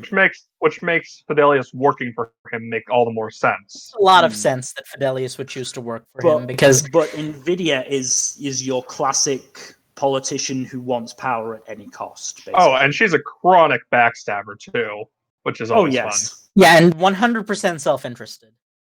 Like, So that's basically where Asana's arc ends. She gives Nvidia her allegiance in return for helping Tavi, who Asana hasn't seen at all, despite being in the same city as him. and Yes. sending help to Bernard and Amara. Well, actually, no. One of the subplots is that Avi asks his everyone he can get his hands on to help look for them after the attack. Mm. I think that's how we get introduced to Lady Placida. Mm. And we get Tavi's. We also get the the first real big moment between Max and Tavi and Calaris Francis Minoris. Oh yeah, Yeah. we should talk about the dust up where Lady There's a lot to Arya talk Placida about. just shows up and just intimidates so- the shit out of Brensis with a flaming falcon. Okay, no. so Tavi and Max went to We're kind of Calaris' party underplaying to one try and thing. find Asana. Yeah. We're underplaying one thing is that Tavi kicks the ever-loving crap out Oh, of yeah. Brensis and his goons. Oh, yeah. They're both powerful enough to probably take on a small army on their own. Brensis at least is. And Tavi beats the ever-loving crap out of him. Yeah, he Mm. just beats the shit out of them, and it's amazing. I mean, In that's the thing. It's hinted at earlier in the books because they take their combat practical earlier. And in the book, Tavi and, loses like, on purpose Tavi- in every single yeah. one to show everyone else their how weaknesses, basically. their Yeah. weaknesses. Which, Yeah. it's a lot harder than they give it credit for to not only lose believably, but to lose believably while emulating someone else's weaknesses. Yeah. That is kind of a big deal. But it is hinted at that point that Tavi is not being dragged along the same way he was in book one. He does have some sort of. He might not have fury crafting, Even but he in can book defend one, himself. at the very least. as he demonstrated in the only big thing that he had to do on his own, he was competent. Yeah. Oh no, Right? he absolutely was. Kitai had been basically training for the Wax Forest run her whole life, and But I he mean, still. it's again, he in that sense he used his brain. In that book he used his brain. In this book he used his body for the first time, and as you said, kicked the ass of Brensis Minoris' cronies completely, both of whom were at the very least strong Earthcrafters, and just beat the shit out of them, and then not quite beat the shit out of Brensis Minoris, but certainly gave as good as he could have gotten without dying. Because he at least broke a bone or two Mm. in his nose. Anyway. Remember, because he caught him off guard, but that's just rule number one of street fighting. But I mean, it is a running theme in this book that a fair fight is a bad fight. Don't it's go a for a running fair thing fight. theme throughout in the series. It's a running theme in any book that involves not honor before reason. Yeah. Right? In any series where Song of the Ice and emphasis Fire, Dresden Files, a lot of other series do it. where this is also where the point is honor this is means also nothing after if you're not Minoris- alive. Yeah. This is also after Brensis Minoris has, run Max through. And is promptly still takes him flaying down. him in his old injury. Basically flaying him. Yeah. Anyway, Daddy Calaris turns up, is about to kill Tavi and Max, basically. And in comes fucking Lady Placida with a fire falcon.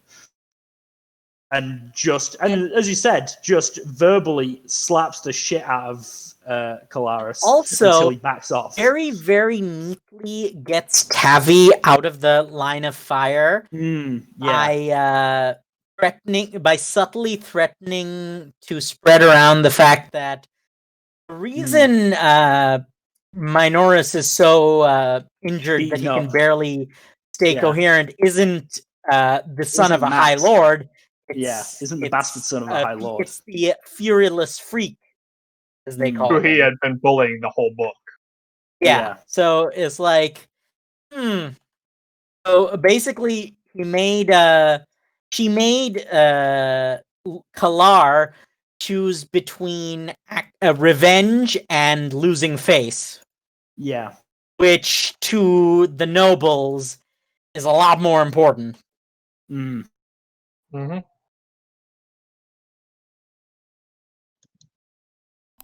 So let's get back to the climaxes. So Amara and Bernard have been facing this Vord Queen, and they've basically been getting the shit kicked out of them for the entire book. Like their army has been reduced to like half to at most. I think they only have. I think they say at the end of the book they only have about 50 surviving legionaries Out of an actual legion of like what, a couple hundred? Yeah, something A like legion is 5,000. two cohorts. So 200. I think this 200. No, that's I think. centuries. I think cohort is something 80. like I don't. Oh, wait, I'm not sure. I'm not sure. Cohort is a century is 80, and a cohort is 5 centuries. So 400. they lost 350 out of 400. At least. So over as like well as most of their 80%. knights as well. Yeah, Over 80%. as well as most of their knights as well. Yeah. And they are trapped in a cave. They know that they're going to die in the next rush, so they basically go, right, fuck this, we got to take out the queen, who I don't think we'd actually seen the prowess of the queen yet at that point. No, we'd seen her ability to stave off damage, because Amara tried to stab her and it did nothing. And fucking Bernard shot her through the throat with an arrow and it did nothing. And I actually forget how this wound up playing out. Was it Amara bum rushing the queen and Basically, yeah. Basically, get she did her, a suicide run basically and super speeded her with a spear. They get a trap between Daroga and Walker, Bernard's arrows, and Amara's, bum rush, basically. And the queen goes for Amara as the weakest option and dies, not realizing that, hey, sacrifice is a thing. People sacrificing themselves for the greater good is a thing. Yeah, they can. Well, that's the thing, is that they both do and do not understand the concept of sacrifice, in the sense that they understand the idea of one giving up things for the collective, right? Because they're all about the hive mind. Yeah. But at the same time, they don't understand the idea of doing it when it seems like it might not be like. I don't know. It's a you know what I'm trying to say. I think what it was is that the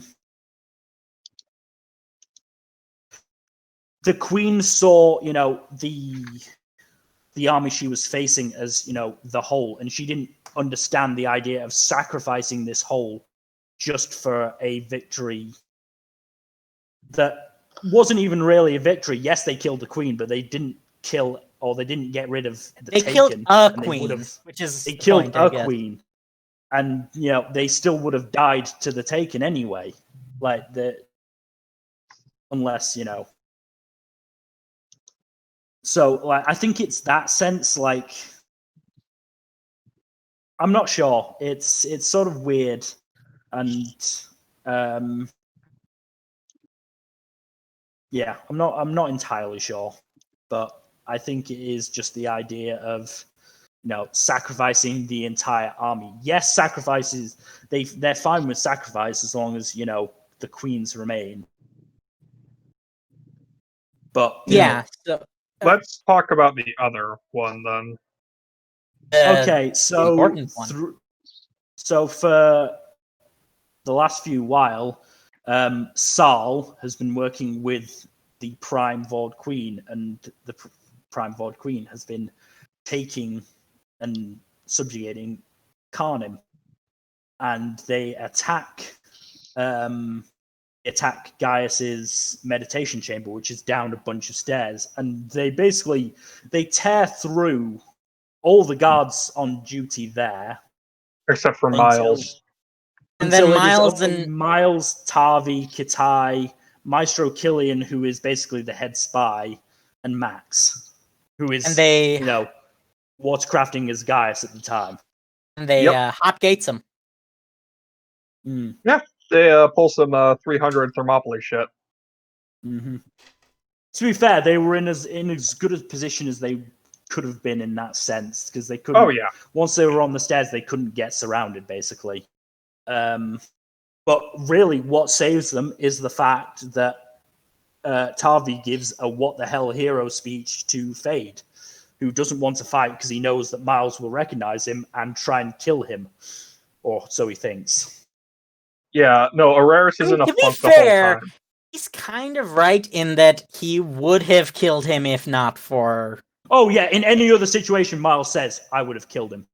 But even better is when Araris is fighting them and Tavi is trying to get Miles away, because Miles has taken a wound to his good thigh because Miles He has a Araris bone injured- between Miles.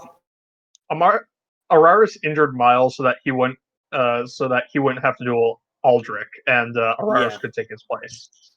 And since And then, that was Miles had too a limp, well. basically. Yeah, Yeah, and he since did then, too- Miles had a limp. And he'd gotten an injury on his good leg. He'd literally gotten an eyeball torn out by the Prime Vord Queen. And so Tavi is trying to get him away, and Miles starts putting things together, and is just like, but how could this be? Where has he been?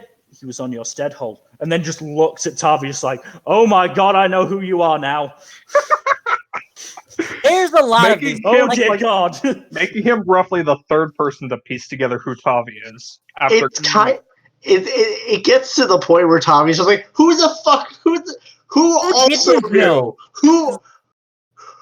Tavi was literally the last person to know. Yeah, Basically. I'm pretty sure Max knew before Tommy. Aaron Tommy- figured it out like book 4 or 5. Tavi doesn't figure it out until book 4, I think. Like Yeah. Aaron figures it out pretty quick. No, he doesn't figure out until Tavi tells him, sort of basic details like, oh, hey, Isana was married to Septimus. That means you're his heir! Oh, God. Yeah, I love that That's the moment. It's like, realization. his reaction is not surprise. It's not anything like relief. His reaction is, oh no. Oh, it's like, God damn it. This But is anyway, going to be more paperwork. So the climax to the book is that Tavi and Kitai and Killian and Sextus and Max are in the meditation chamber when the wax spiders, which are basically these big old spiders that have a poisonous bite, come in, poison Killian and Kitai, so that Max has already been taken out by the taken Karnim. So Tavi is the only one standing, and in crashes a taken but wounded Karnim. And Tavi, furious, kills it. Just with, his wits, basically.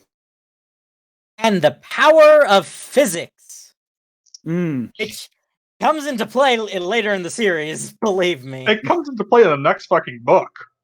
Mm. Well, no, it's introduced. The idea is introduced in the next book, but it really comes into play a few books down the line. Mm. We'll talk about that later.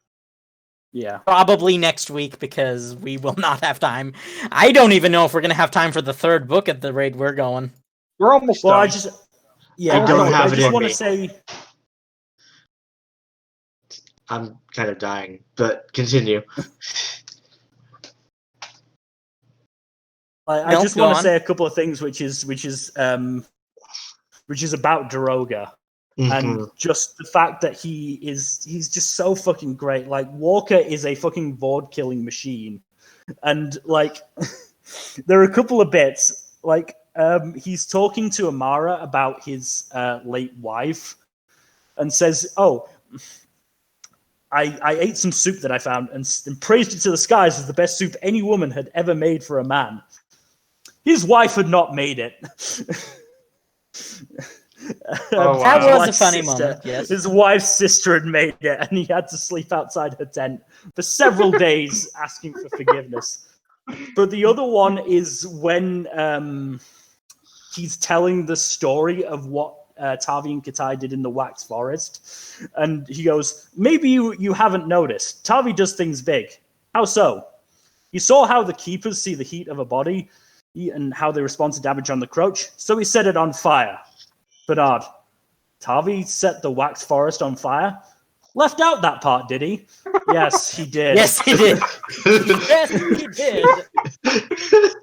So many funny moments are built around Tommy being an absolute mad lad, and it's great. And just the reactions to that, yeah. The other comedy is Daroga saying almost anything.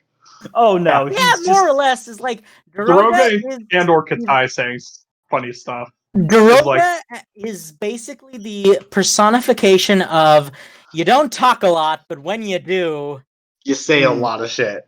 Yep. yeah. I mean, he's literally no fucks given. He doesn't give a shit about anything really, like offending like anyone. for example, he is just... his meeting with the First Lord, the Lord of a nation of wizards who could probably single-handedly wipe out his entire civilization, and his takeaway from that is, gave me a shirt, which I promptly tore the sleeves off of. Yeah. Are we done here? All right, I'm off. But oh god, I forgot the end of book 1 when Katai acts tsundere towards Tavi, and fucking Daroga goes, it was like that with her mother, but you'll get over it. And just walks away. Tavi's And Tavi's like, wait, what? what? The fuck Can is we just going talk about the on? fact that? Can we just talk about the fact that Katai is a good tsundere? Oh yeah. Oh, absolutely, yeah. That's certainly at first, yeah. She doesn't abuse him. Mhm. No, she's just like exasperated by his antics, but still clearly loves him. Anyway, I think we should move on to book 3, unless we have anything else. I think maybe it might be best to just like we're We're gonna do this gonna in have 3 to parts split this then. we're gonna have to 3-part this. But as it turns out, Codex Alera is a very good series, and there's a lot It's to also say about very it. dense. It is It's very a dense. ass It's series. not that dense considering the fact that each book is like at least 500 pages, right? Oh, I yeah. read The Wheel of Time. That's denser. I Yeah, mean, but the Wheel of Time has. We're gonna have words about the Wheel of Time on this podcast. Let's fucking do that. Let's add that to the queue. We're adding Wheel sometime of Time down to the the line. list, and me and Gen are absolutely gonna tear into it, and I kind of Good. worry about ruining some of my friendships with people who I respect a great deal, but who like the Wheel of Time a lot. But yeah, I don't know them. I'll make it. I'll make them mad. yes, Gen will Fine. take the bullet for me, and he will say what I'm too scared to say about the Wheel of Time. But Dragon, Yeah, take the wheel. compared to Codex Alera, compared to say like Wheel of Time or even the Stormlight Archives, Codex Alera isn't that dense. It's just a lot is happening, and I think Yeah. that's to its detriment, as we've discussed. As I said, I think the biggest flaw of the books is that it's rushed. It should have been It's maybe pacing, 7 or yeah. 8 books. he doesn't take enough time to let elements sit. But I think the I unfortunate feel truth. if he added like another 200-300 pages total to the series, it would have helped a lot. And I think one of the unfortunate truths of this series is that I think it might have been a business decision in part. yeah, Because, like, I don't think it pulled the numbers that Dresden did. Mm. I don't think anything Butcher has done recently has really pulled the numbers that Dresden pulls. With there's a reason for it. Dresden is much more right. mass No, appeal, for sure. right? It's much easier to. Dresden is very relatable, I would say. Also more episodic. Also episodic, and it's a lot easier to digest because it's urban fantasy, so there's not as much need for world building, right? Because you already know what world it takes place on. It takes place on Earth. Take place in Chicago, right? Yeah, so Chicago. And it is unfortunate that like he doesn't devote as much time as he could have or should have to this series. He I've did mention been he was talking a going lot to make about wanting to do a sequel series. Yeah. series, either a distant Set a future few sequel generations series down or the line. well, no, he said either it's going to be one generation down the line or 100 years down the line. Yeah.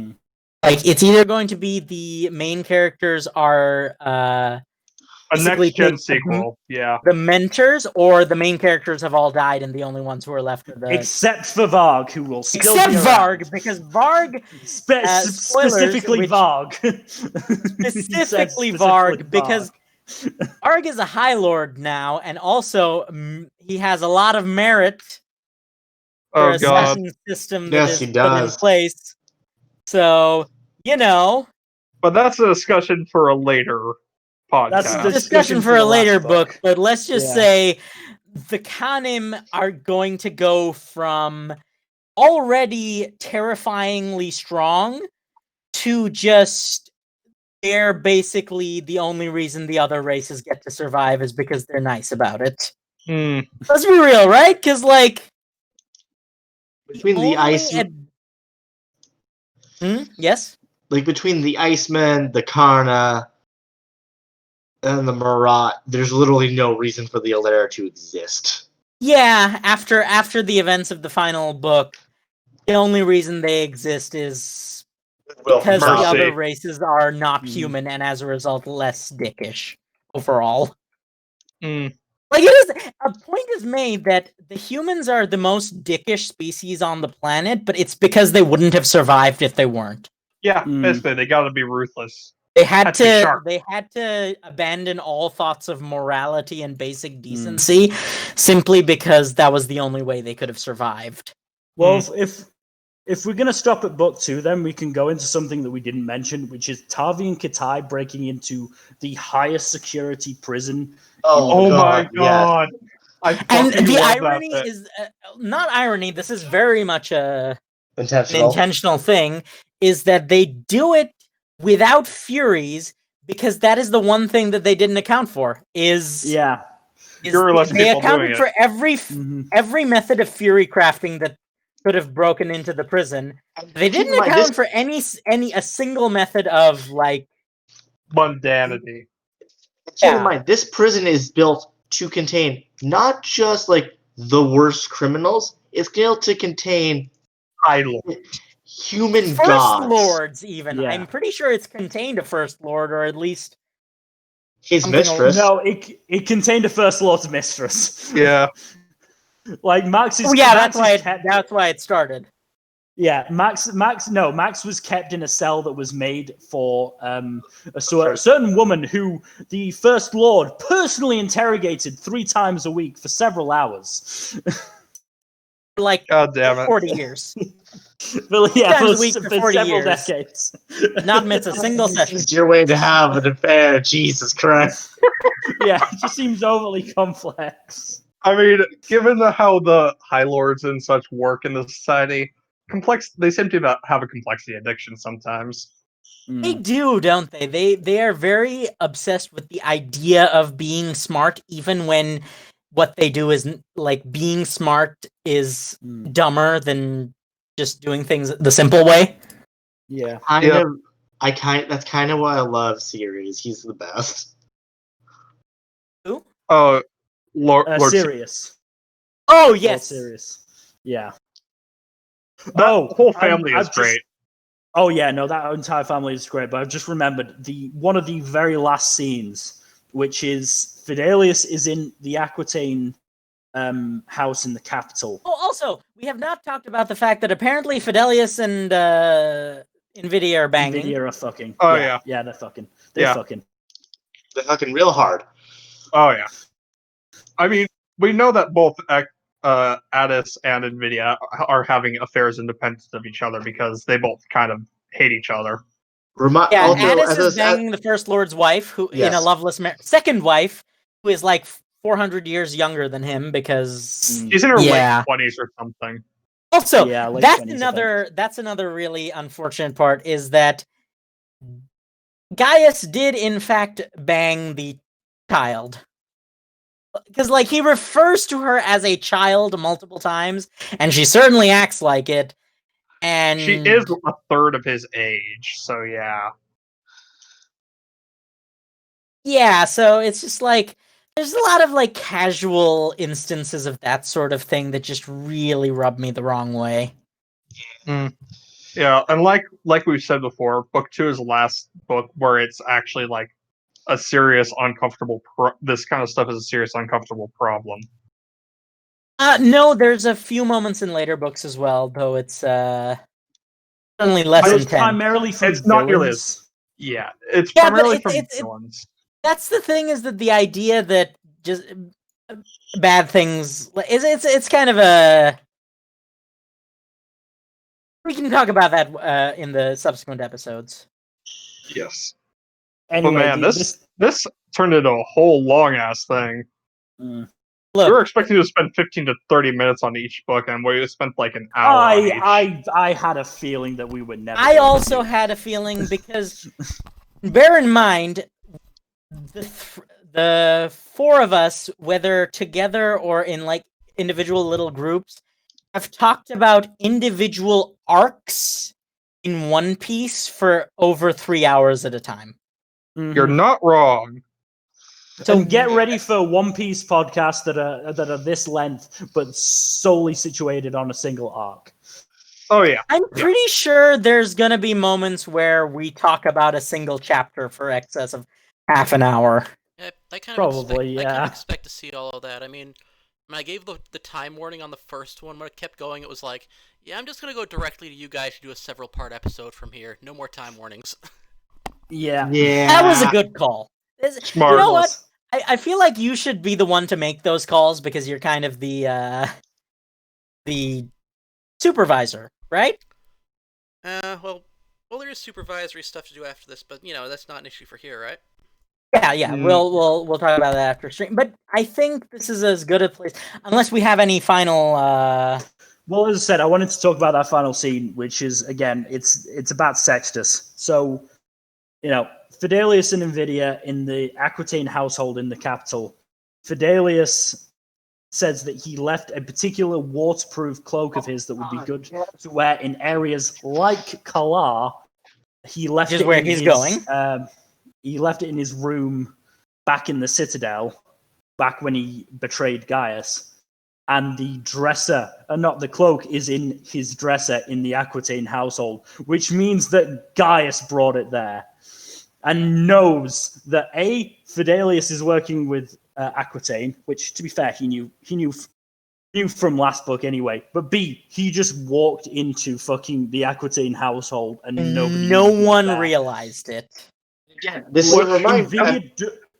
Invidia doesn't react until she leaves the room, and Fidelius can hear her fucking running. Yep. As a reminder, both Lord and Lady Aquitaine are considered the second and third strongest people in the Empire at this point. Yep. They are amongst the strongest fury crafters in the entire world. Like, just First Lord. Like, Aquitaine himself is just below First Lord. And like, I'm pretty sure Invidia could actually take down every other High Lord if she really wanted to. I mean, she kind of did. She did, but also later in the series. We'll get to that later. That really should be the tagline of this series. We'll get to it later.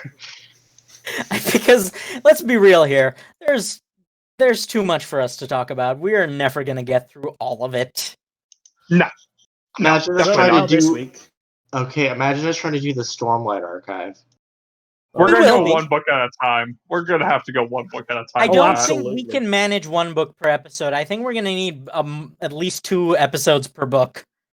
That might be accurate. I don't know. We'll find out when we actually start tackling it.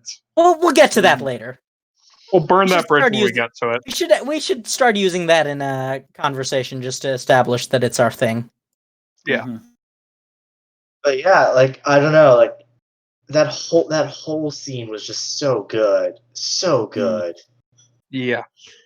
Oh, we also forgot to mention the scene where we find out for the first time that Tavi is Isana's son. That's at the end of this book as well. Oh yeah, huh? That's like when it first gets brought up. It's like, oh no, she's not his aunt. She's his mother. Yeah. Literally, Which- the last lines before the epilogue are, "Oh, be safe, my son." From To be Asana. fair, you could have guessed. Yeah, I mean, but yes, there were like definitely. there are hints, which is just good foreshadowing. Here's my question: do you think that Bernard knows or knew? I actually don't think. Well, no, because Bernard was like they were. I think he does. Yeah, because there they is a- were there in is and a around conversation Bernard in the- Steadhold, right? Because there is a Well, no. conversation in the first book where it is implied that Bernard knows where Asana is hiding. And it's also just that Bernard would have noticed that Isana was pregnant and not Aaliyah. Well, Hmm. no, they were gone for like a year before Tommy's Oh. birth because they were serving their term in the army camps as washwomen. Right. Yeah, because so like in the setting, men and women both have obligatory military terms. Men are expected to serve as soldiers, and women are expected to take care of the camps. Which another reinforcing of the sexist nature of the society. Lovely. of Romans But, in general. But, yes. and it's said that one of the only reliable ways for a woman to gain citizenship is to Mulan it and pretend to be a man and serve in the military. Well, no, it's not that. It's that they have to have strong enough fury craft to serve as a knight. Basically, Essentially, but you can't start as a... There was half a dozen who served as legionaries, hiding their gender. Yeah. And won it that way. But the most of the ones who did it through the military basically joined as knights. They don't have enough fury crafters strong enough to be knights to turn people away just for gender. Really, is the which really tells you idea I something got. about their society in that it's sexist until it's not convenient to be sexist. Right? Like it just reinforces the whole objectification of women, right? Because they're a commodity. Nobody said sexism was rational. No. No, I know, but it very much it ties into the fact that it's actually a little bit interesting is that society has not evolved at all from Roman times because apparently they were lost. And that, yes, and that's the entire point. That's the point that Tavi brings up at least once or twice. In fact, in Academic Theory, I think he brings it up, is the fact that they haven't moved on at all from the very first sort of 100, 200 years of he makes that Romans point being on Alera. He makes that point when talking about the Romantics and Yeah. like the with the history professors, like y'all fucks have like discounted anything not related to your Furies because your Furies have made life easy. It's kind of there's a lot of series, sci-fi series in particular, that kind of elaborate on this idea. But it does seem like given society's progression is inversely proportional to their supernatural abilities. It makes a point of I've actually read quite a few series where they're like, yeah, so the species that make it like off-world first or things like that are the species that are the weakest and have to use their brains more and have to be more imaginative and creative. And basically, it's implied that when humans gained fury crafting, they kind of lost the advantage that made Stagnated. They lost the advantage that made us the apex predators on our planet because they stopped evolving. They stuck to what they knew, and that's a point that's brought up in, I think, the because they don't where they Arnos basically is like these tactics have served the legions for 1,000 years, and Tavius like, Well, you're facing a different type of enemy, so we kind of need to innovate, don't we?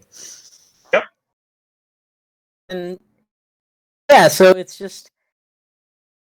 a whole thing where they've lost as much as they've gained, essentially.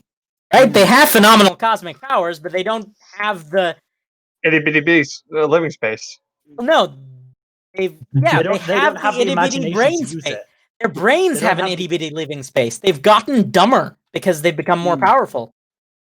They've lost this. They've lost the imagination to use their fury crafting. And that is they just what think about makes power. Tavi. That is what makes Tavi makes so him dangerous. Yeah, So dangerous, yes, because he doesn't have the power to lean on, so he has to use the thing that use his humanity brain, has always had to use. The brain. And fair fucking play. Bernard said from minute one, this is how you're going to keep up, and he taught Tavi to use his brain where he didn't have furies.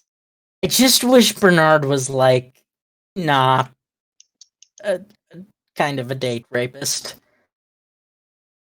Look, it's just I have problems with Bernard and Amara's whole relationship. Okay, it's just I know.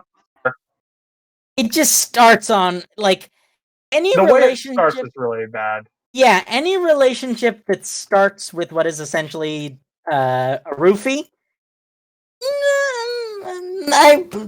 No, thank you.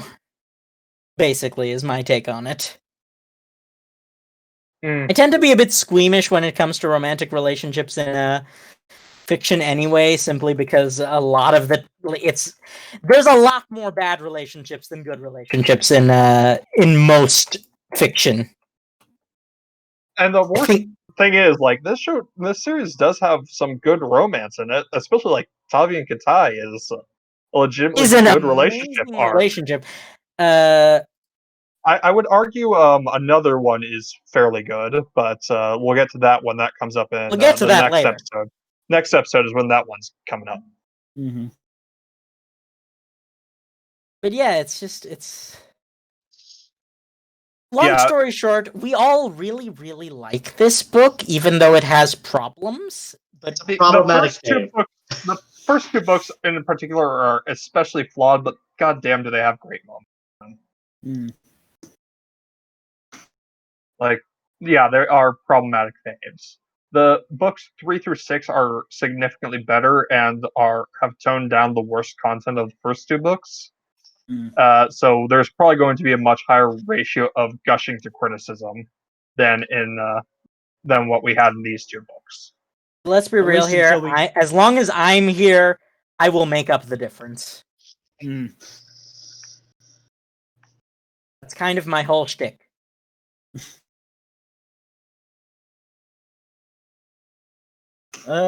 Anyway, has anyone else got anything to bring up? I think that's it. I think we can say goodnight. I mean,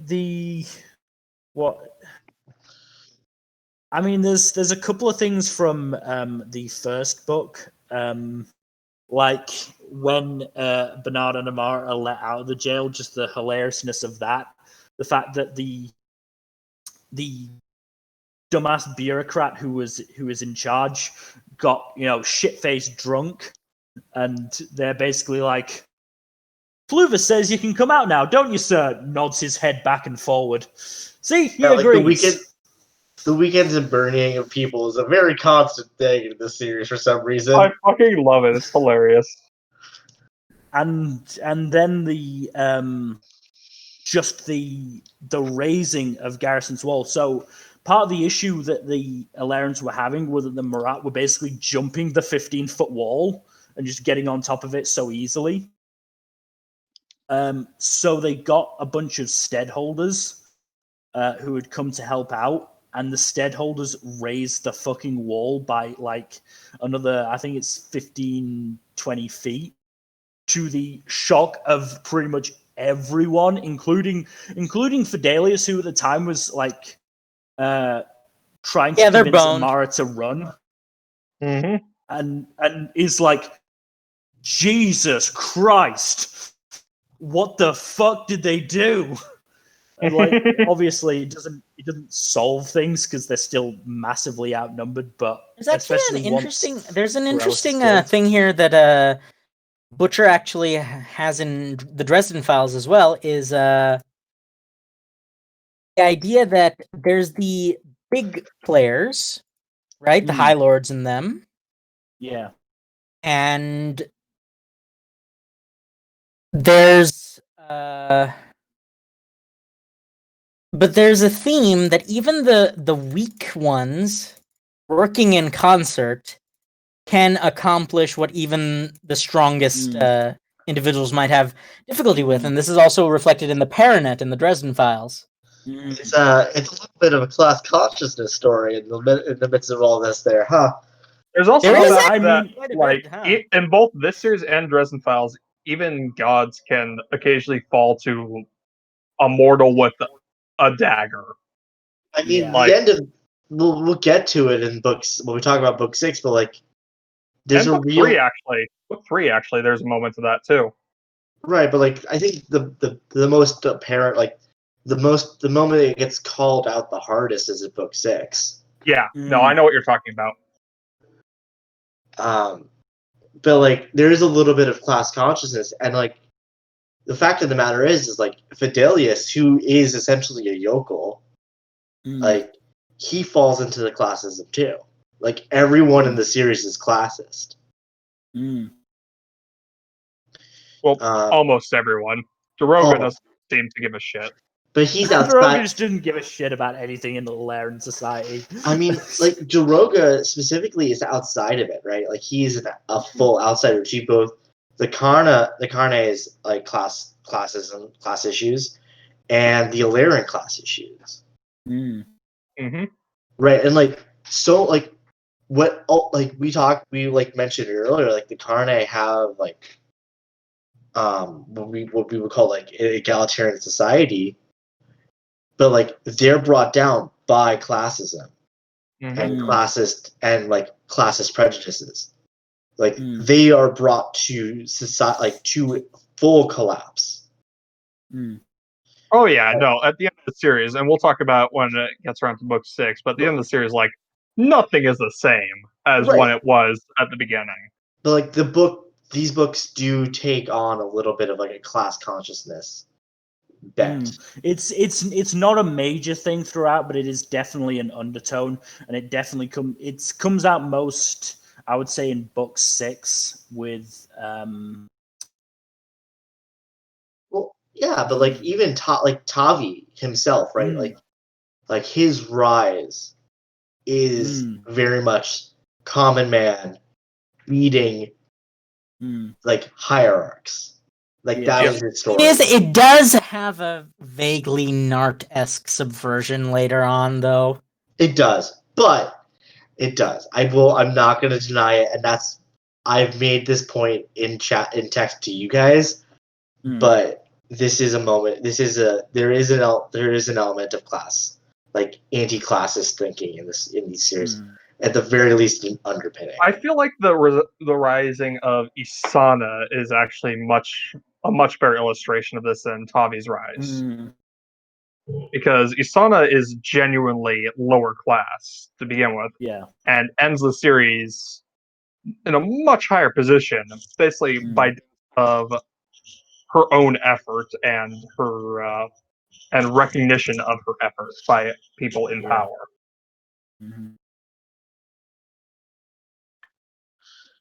But anyways, I think that's a wrap for the episode. Yeah, I think that's a wrap. Let's just end it on Daroga being a badass and throwing a fucking coffin-sized boulder at a Vord. Oh my god. Fucking Daroga. Daroga is the best. He do be thick, though. He is. He is a Bara Daddy. Yes, he is. And on that note, good night, everybody. Good night, everyone.